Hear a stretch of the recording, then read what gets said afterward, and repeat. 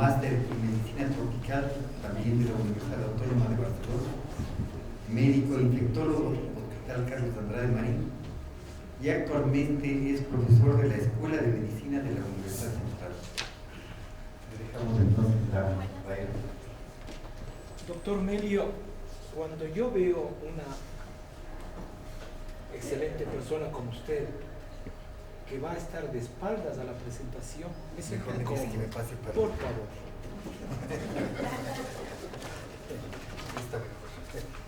Es que no va a haber el jefe. La campana puede llevar. Ah, la campana.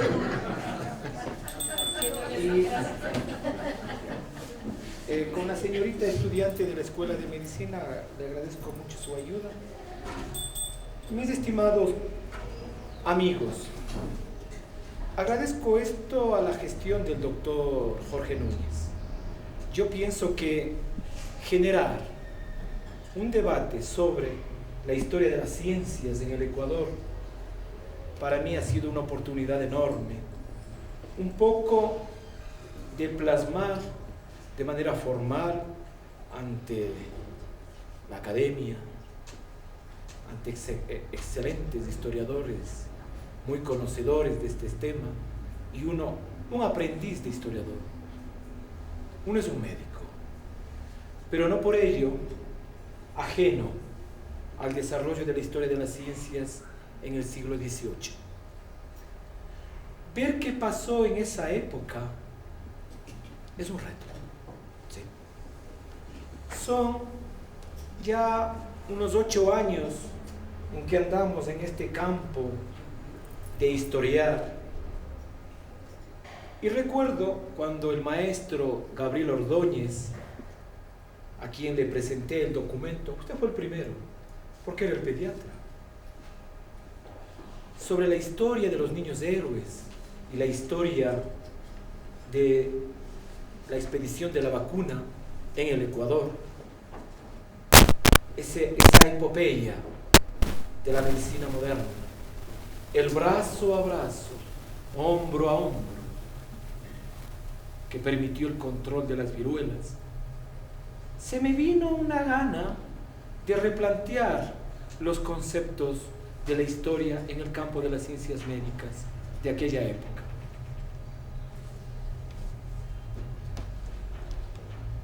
Hablar de la viruela. La viruela en América, un holocausto biológico. Es cierto, señores.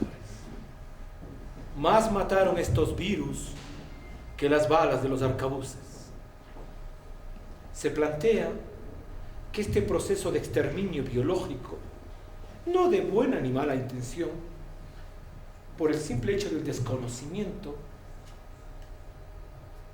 acabó con la población de América de aproximadamente unos 26 millones en esa época, a dejarla no más de unos 5. Se exterminaron. Estas imágenes nos hacen ver los grabados de las personas con la enfermedad. Se dice que Huayna Cápac murió de viruela. En los famosos grabados de Huamampoma, el entierro de Huayna Cápac, su famosa momia, enterrada en el Cusco. Y Huayna Cápac se fue en jornada a Popayán y de vuelta que volvió murió en Quito.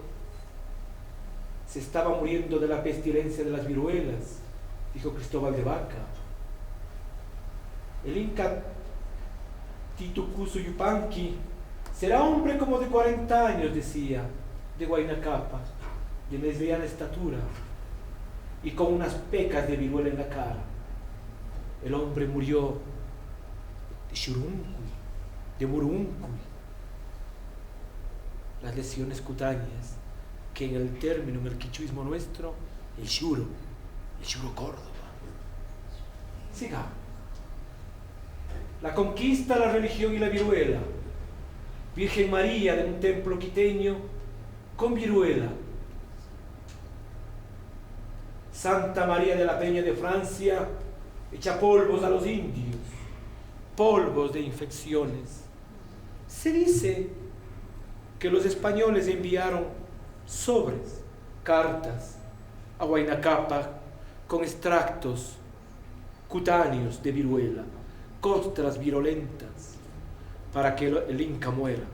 Podría haber sido los atisbos de las primeras guerras biológicas de aquella época. El apóstol Santiago también, con su sable, mataba a los indios a nombre de Dios. En esta descripción de Juan de Velasco, permítame leer, comenta de una manera sorprendente lo que significaba la viruela. La tercera epidemia encendida en la ciudad y sus provincias comarcanas fue en el año de 1759. Participé yo de este cáliz y me vi en peligro de apurar hasta lo último de sus heces. Se reducía a una repentina violenta fiebre, con mucho dolor de cabeza, a que se seguía la palidez de muerto y la húmeda flojedad de los nervios todos. Apenas se computaba una de cada 1000 personas que se librase de ella, mas con la felicidad de que fuesen pocos respectivamente los muertos, porque se descubrieron algunos remedios eficaces, especialmente el de la nieve.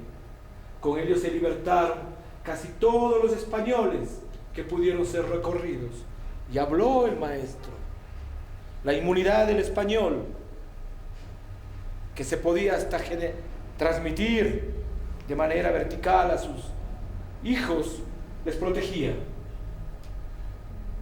De ellos murieron hasta 10.000 en la ciudad, y de ellos quedaron casi asolados los pueblos de la comarca, porque cayendo de un tiempo todas las personas en una casa, no podían ayudarse unas a otras, y morían no tanto por la fuerza del accidente, cuanto por la falta de asistencia.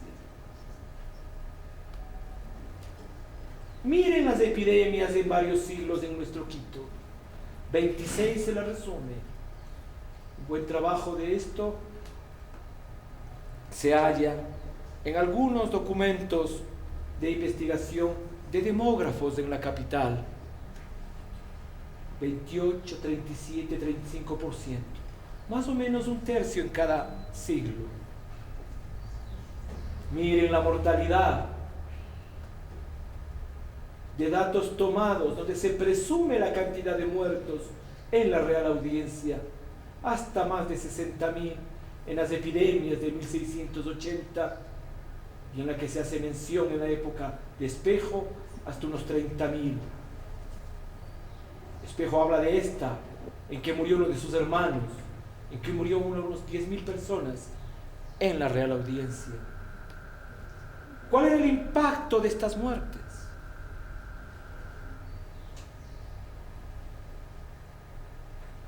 Es un lapso de casi un siglo,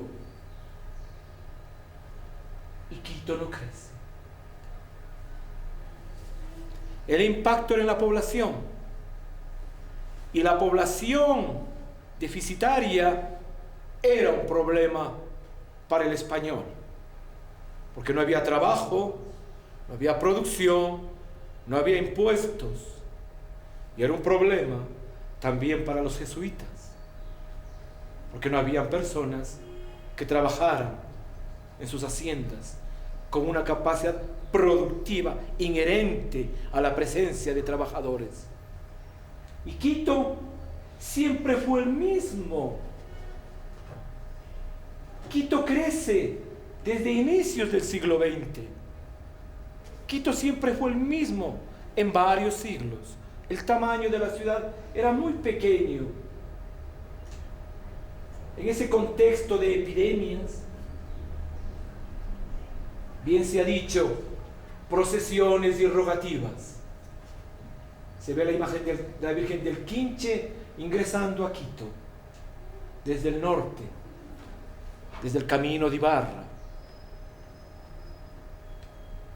Los agradecimientos ante las enfermedades y las desolaciones a la Virgen están en los cuadros de la escuela quiteña. Y aquel concepto de que se reunía el cabildo para sortear a qué orden y a qué santo se debía invocar para la solución del problema. Siguiente. Las epidemias eran reales, eran un problema de Estado. Quito, en esta época, recibe la visita de un grupo de científicos a los que no se les ha estudiado bien su razón de ser. Señores, en aquella época, en la Academia de Ciencias de París, había un debate, como hay ahora debates en ciertos entornos de la ciencia. Ejemplo, en el SIDA. ¿Por qué tanto se investiga en un tratamiento que no es eficaz y no se investiga en una vacuna? Es simple, porque hay interés. La ciencia no es un evento fortuito, no es solo un método. Y la ciencia en esa época tenía una visión de Estado. La Gran Bretaña, la Real Society y Francia, la Academia de Ciencias de París. O el mundo es redondo, como decía Newton, el huevo, o el mundo es en una forma de pepino, como le decía Descartes. Y había que aclarar. Y se enviaron sendas expediciones, una a Laponia y otra a Quito. ¿Por qué no al África? Porque era imposible. En Quito había una población, había un mundo. La sorpresa de estos hombres es que cuando llegan a Quito se encuentran con un genio, pero que no era solitario, era hermano menor de otro genio, José Antonio Maldonado, miembro de la Academia de Ciencias de París, el mentor de Pedro Vicente. Y viene una expedición con una particularidad. Su verdadero jefe, Louis Gaudin, no era tan, como se dice ahora, con tan sentimiento de empoderamiento y liderazgo. A la hora de la hora, el liderazgo lo adquirió uno de sus compañeros, Charles-Marie de la Condamine, que también tenía aires de comerciante. Venían con ellos Pierre Bouguer, un científico a carta cabal, un científico de la marina, de las artes del mar de esa época, un gran astrónomo, y dos jovencitos, tenientes capitanes de la Real Armada Española, que antes que venir a acompañarle a la misión geodésica, venían a vigilarla. Y ellos luego escribieron sus documentos de que anduvieron vigilándoles. Pero estos jovencitos, como españoles astutos, aprendieron de ellos y luego generan la ciencia en España. Jorge Juan y Antonio de Ulloa. Y aquí veremos en una imagen de los documentos de la Academia de Ciencias de París la inscripción que hacen los geodésicos en Punta Palmar. Se ha buscado este sitio en la zona de Jamacoaque, de Pedernales. No se lo hallaron. Hubo una inscripción en donde se definió el cruce de la misión por el paralelo cero. Siguiente. El fuego sagrado de las ciencias quedó, se encendió más, porque Pedro Vicente había desarrollado un mapa, el mejor mapa de la época en el mundo, un mapa tan perfecto que si usted lo impregna en Google Maps, es el mismo mapa de la modernidad. Fascinante, y que describe el famoso meridiano de Quito, que reemplaza al meridiano de París y que tenía más importancia que aquel en la cartografía de Occidente, mucho antes del meridiano de Greenwich. Quito se llena de ciencias durante 8 años, señores. Era un viaje planeado para 1 año y se quedan 8 años, 1736 a 1743, en un viaje en donde el jefe de la misión, Charles-Marie de la Condamine, y sus compañeros los geodésicos son homenajeados en la Universidad de San Gregorio Magno ante la presentación de una tesis académica. Y miren este grabado, 12 niños en un entorno tropical jugando con instrumentos de la misión. La Universidad de San Gregorio se alimentó de la presencia de estos hombres. Una universidad que demoró su presencia 150 años, pero en donde existía un desarrollo científico enorme. Se decía que la expresión de la ciencia de un estado estaba determinada en esa época por la cartografía. Y miremos el mapa de Quito de Samuel Fritz Societati Jesus, 1707, el jesuita que vivió en Maynas. Es increíble ver tanta perfección. En esta universidad, adornada por el templo más hermoso del barroco quiteño, aparecen un grupo de señores que empiezan a hablar de las infecciones. Jean Magnan de Hauteville, un joven que viene en 1725 y se hace sacerdote en Quito, un joven suizo. Este joven tenía una particularidad. Estuvo en Panamá cuando pasó la misión geodésica por el estrecho y se hizo amigo de los geodésicos. Hauteville está en el condado de Friburgo, la zona francoparlante de Suiza, y hablaba francés con sus coterráneos. Siguiente.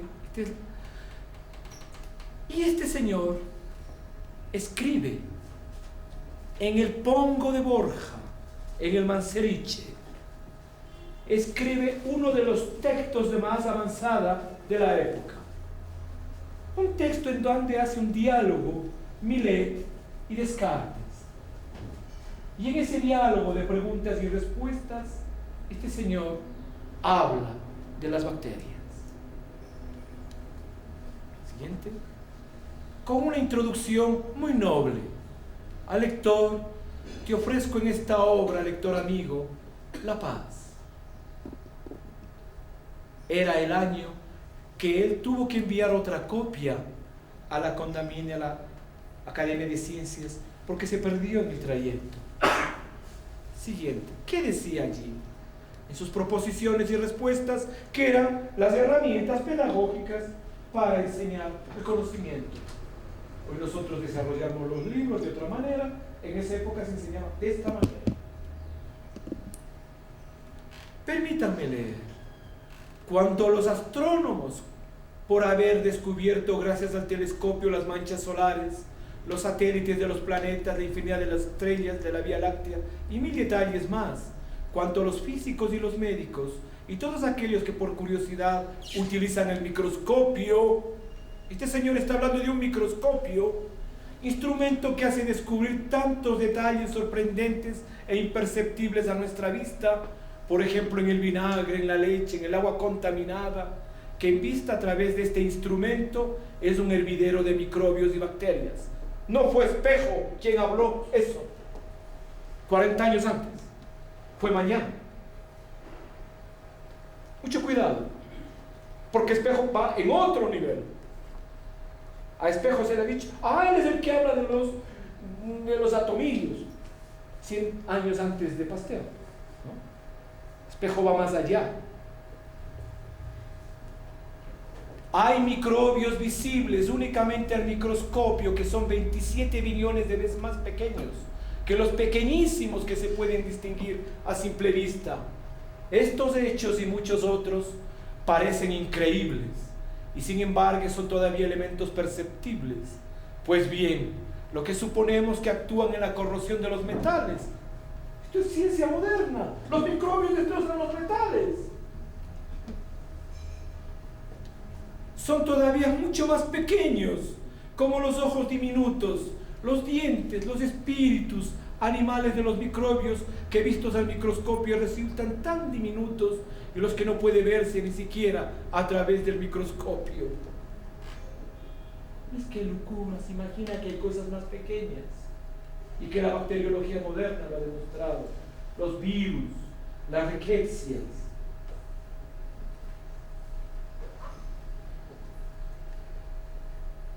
Mañana dice algo increíble. La virtud y eficacia de la cascarilla, la quinina, es mundialmente conocida para curar todas las llamadas fiebres tercianas. ¿Cómo se explica el evidente poder que tienen estas sustancias?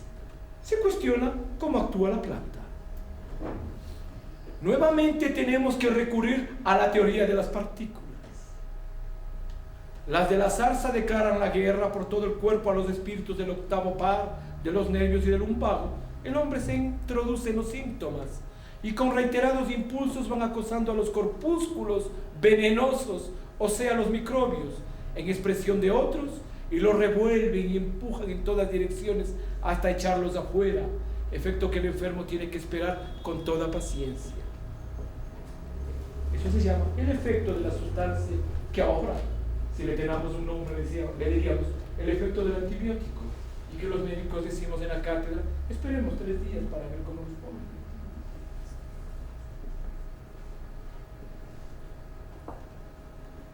¿Y cuántas otras cosas no descubrimos en los insectos con el microscopio?